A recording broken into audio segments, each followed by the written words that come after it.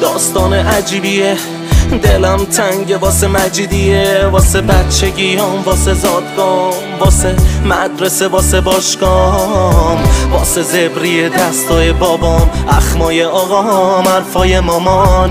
اینی که هستم فرق داره باهام، واسه اینه که درد داره کارام. دلم تنگه واسه عادی بودن، واسه دور از چیزای مادی بودن. آره یه جورایی کندم از همه، اینجوری توقع کمتر از همه.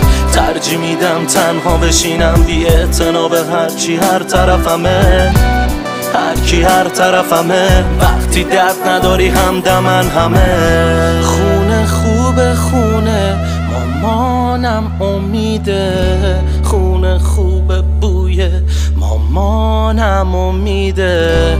خونه خوبه خونه، خونمون ایرانه.